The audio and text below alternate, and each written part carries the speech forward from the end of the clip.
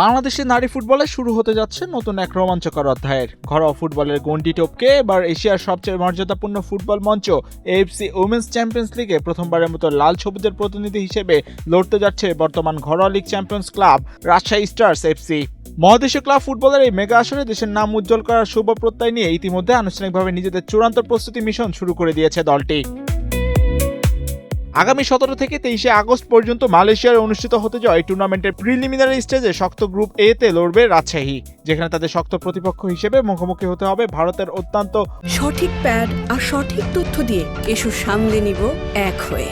Mona Lisa sanitary napkin. ঐতিহ্যবাহী club East বেঙ্গলের, স্বাগতিক সাবা এফএ এবং গুয়ামের রোভার্স এফসিরও। এশীয় পরাশক্তিদের এই কঠিন চ্যালেঞ্জকে সামনে রেখে মোটেও পেছানো নয় বাংলার মেয়েরা, বরং প্রতিকূল আবহাওয়াতেও সকালের টানা মুষলধারে বৃষ্টিকে পুরোপুরি বুড়ো আঙ্গুল দেখিয়ে শনিবার কমলাপুরের বীরশ্রেষ্ঠ শহীদ সিপাহী মোস্তফা কামাল স্টেডিয়ামে কঠিন অনুশীলনে ঘাম ঝরিয়েছেন তারা। জাতীয় দলের একাধিক অভিজ্ঞ তারকা ফুটবলার নিয়ে শক্তিশালী স্কোয়াড গঠিত হলেও ব্যক্তিকেন্দ্রিক অর্জনের চেয়ে দলগত টিম আপই জয়ের মূল কৌশল বলে মনে করছেন দলের অভিজ্ঞ হেড কোচ গোলাম রব্বানী ছোটন। প্রতিপক্ষ অবশ্যই এই গ্রুপ হলো কম্পিটিটিভ গ্রুপ, সবাই আপনার হলো ভালো দল, সবাই সম্মান পাওয়ার মতো দল, কিন্তু আমরাও আপনার ভালো টিম, কারণ আমাদের মেয়েরাও বিগত দিনে আপনার সাব চ্যাম্পিয়ন হয়েছে। এই মেয়েরাই এশিয়া কাপের মতো মঞ্চেও তারা ভালো ফুটবল খেলছে, তো আমাদের মেয়েরাও পিছিয়ে নাই। আমি মনে করি যে কম্পিটিটিভ ম্যাচ হবে।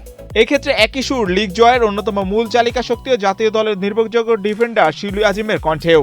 আন্তর্জাতিক অঙ্গনে দেশের এই প্রথম ঐতিহাসিক অংশগ্রহণকে স্মরণীয় করে রাখতে তারা মাঠে নিজেদের সেরাটা উজাড় করে দিতে চান। যেহেতু এফসি কাপ এবারই আমরা প্রথম খেলতে যাচ্ছি, তো আমাদের চেষ্টা থাকবে ভালো কিছু করার। এখন বাকিরা ডিপেন্ড করছে আসলে উপরওয়ালার উপর।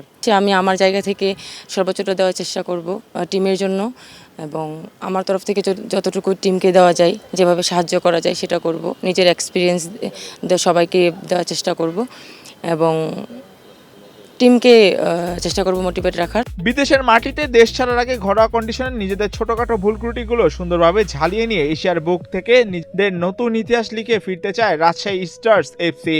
আগামী 17 থেকে 23 আগস্ট মালয়েশিয়ায় অনুষ্ঠিত হবে এএফসি উমেন্স চ্যাম্পিয়ন্স লিগের এবারের প্রিলিমিনারি স্টেজ। মাহিউজ্জামান, বাংলাদেশ প্রতিদিন।